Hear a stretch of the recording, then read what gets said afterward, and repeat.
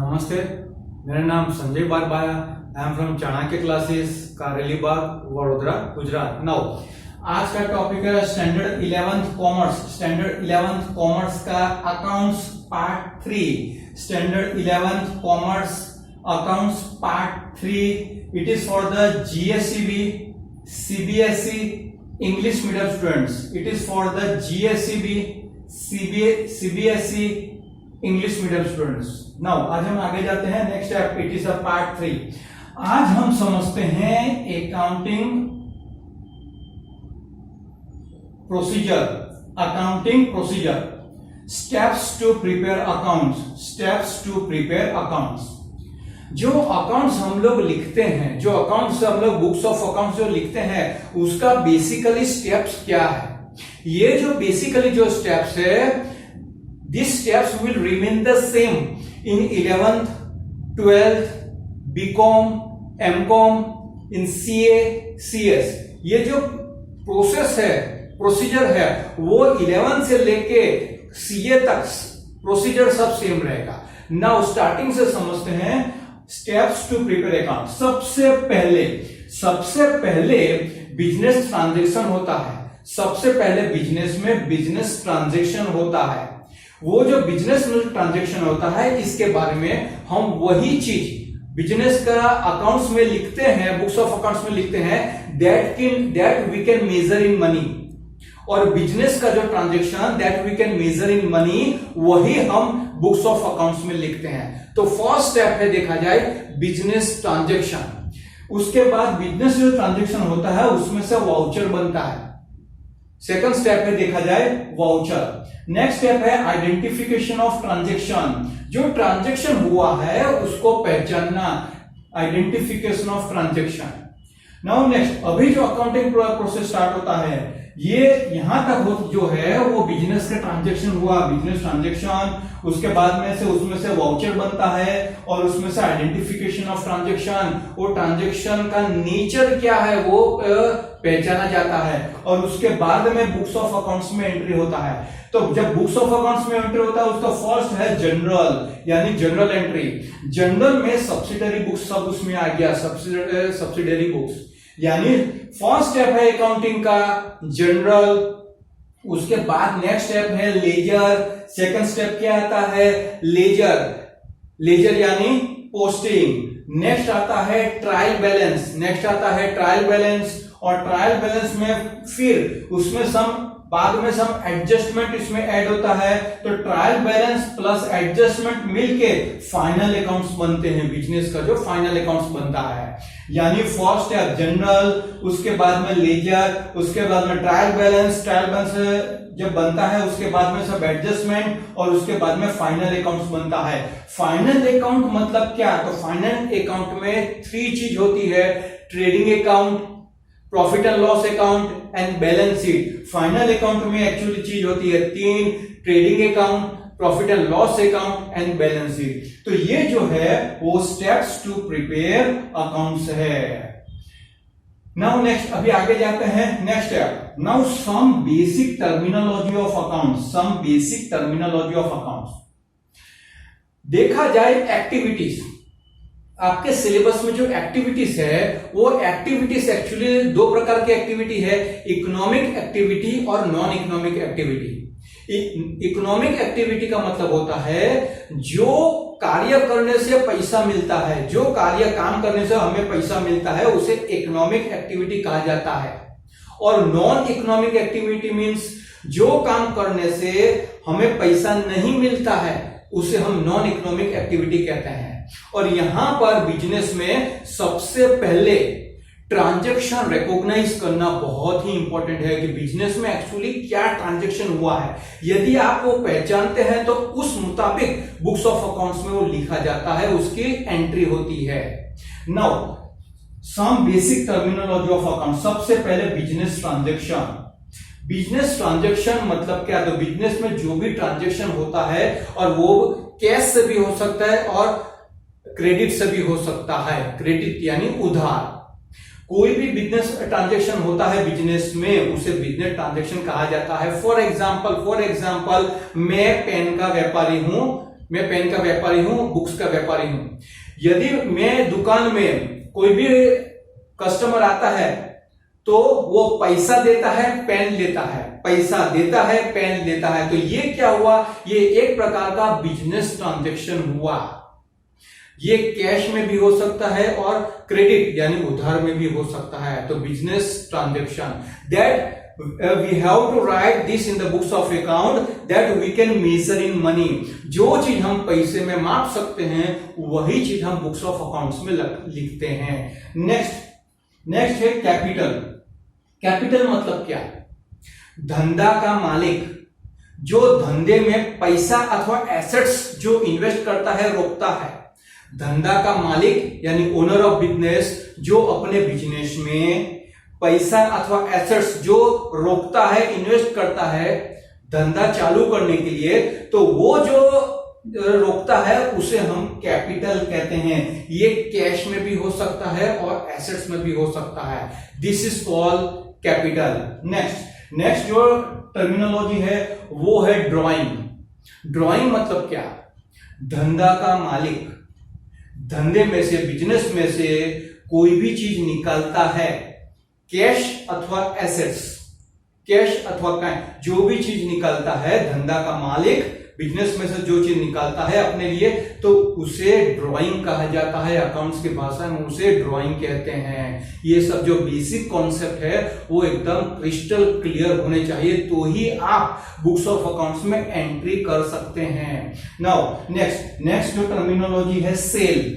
Cell यानी कोई भी बिजनेस में हम जो सेल करते हैं, सेल के भी प्रकार दो है, वो कैश से भी हो सकता है और क्रेडिट यानी उधार से भी हो सकता है। फॉर एग्जांपल मैं पेन का व्यापारी हूं, मैं अपनी दुकान में पेन बेचता हूं, तो कोई कस्टमर आया, उसने कैश दिया, मैंने उसे पेन दिया, तो ये बिजनेस ट्रांजैक्शन हुआ, ये मेरे लिए वो सेल्स हुआ।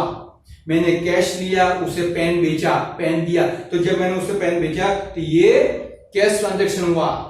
क्रेडिट उधार मतलब कोई कस्टमर आया, मैं उसे पहचानता हूं, उसने पेन खरीदा, उसने कुछ दिया नहीं, लेकिन मैंने उसे पेन दिया और उसने बोला कि मैं आपको फ्यूचर में पैसे दूंगा, तो ये क्या हो गया? क्रेडिट ट्रांजैक्शन हो गया, और ये मेरे लिए क्या हुआ? सेल हुआ। ना अभी आगे जाते हैं। Next purchase. परचेज यानी कोई भी चीज खरीदना। परचेस यानी कोई भी चीज खरीदना। हम बिजनेस के लिए बड़े बड़े बिजनेसों में बहुत सारी चीज खरीदी जाती है।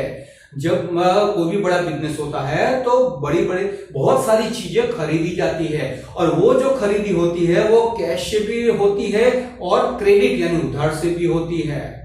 तो बिजनेस में कोई भी चीज हम लेके आते हैं, गुड्स आता है, तो उसे देखा जाए वो हमारे लिए परचेस है।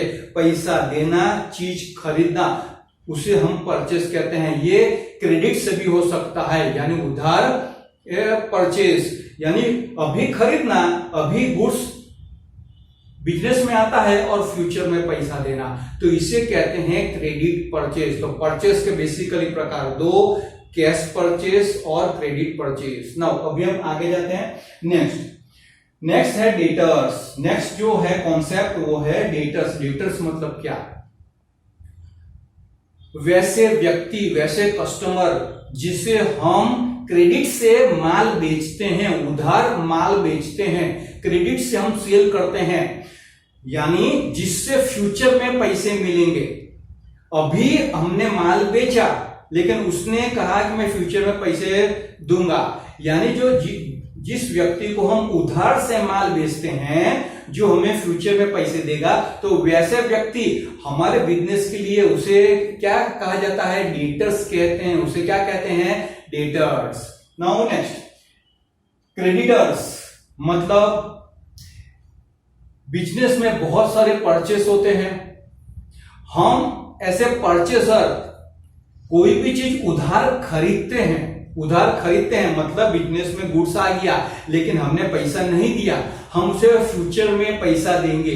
तो जिस व्यक्ति को हमने अभी परचेस किया है क्रेडिट से, उसे हम फ्यूचर में पैसा देंगे, तो उस व्यक्ति को हमारे बिजनेस के लिए क्रेडिटर्स कहा जाता है। ये सब बहुत ही इंपॉर्टेंट बेसिक कॉन्सेप्ट है, डेटर्स, क्रेडिटर्स। बिल्स रिसीवेबल्स, इसको बीआर कहते हैं, बिल्स रिसीवेबल्स, बीआर। जब भी हम किसी को उधार माल बेचते हैं तो वो हमारा डेटर्स हुआ, लेकिन वही चीज हम जब रिटर्न फॉर्मेट में लेते हैं तो उसे बिल कहा जाता है। बिल जो होता है उसमें दो पार्टी रहती है, बिल लिखने वाला और बिल एक्सेप्ट करने वाला। बिल में वो चीज लिखी जाती है कि आप मुझे इतने समय के बाद इतने रुपए आप मुझे देंगे, वो रिटर्न फॉर्मेट में होता है। जो व्यक्ति लिखता है उसे देखा जाए बिल्स रिसीवेबल उसके लिए है, सामने वाला व्यक्ति वो एक्सेप्ट करके उसे वापस करता है। तो ये जो रिटर्न फॉर्मेट में जो लिखा जाता है उसे बिल्स कहा जाता है, और लिखने वाले के लिए ये बिल्स रिसीवेबल है, बीआर। नेक्स्ट है बिल्स पेबल, जिसने हमने जिससे माल बेचा, जब बेचा तो हमने उसे बिल लिखा कि आप मुझे इतने समय के बाद आप मुझे पैसा देंगे। तो इसमें दो पार्टी होती है, बिल लिखने वाला और बिल एक्सेप्ट करने वाला। तो ये जो बिल एक्सेप्ट जिसने किया उसके लिए सेम बिल बिल्स पेबल है, यानी इसमें पार्टी दो रहती है, हमें उसे पैसा मिलेगा तो हमारे लिए बिल्स रिसीवेबल है, और वो एक्सेप्ट करके हमें दिया तो उसके लिए ये बिल्स पेबल है। वैसे ही बिजनेस के लिए यदि हम उधार परचेस करते हैं, फ्यूचर में हम उसे पैसा देंगे, तो वो हमारे पास जो लिखवाता है कि हम इतने समय के बाद उसे इतना पैसा देंगे, तो हम एक्सेप्टर हुए। तो जो एक्सेप्टर हुए वो ये जो बिल है वो हमारे लिए क्या हुआ, बिल्स पेबल हुआ। Bills receivable and bills payable are in the return format. ये बहुत ही इंपॉर्टेंट है, इन रिटर्न फॉर्मेट। नाउ अभी हम आगे जाते हैं नेक्स्ट जो टॉपिक है बैड डेब्ट्स। बैड डेब्ट्स मतलब क्या? फॉर एग्जाम्पल बिजनेस में हमने किसी को उधार से माल बेचा, यदि उधार से माल बेचा तो वो हमें अमुक समय के बाद अमुक पैसा देगा।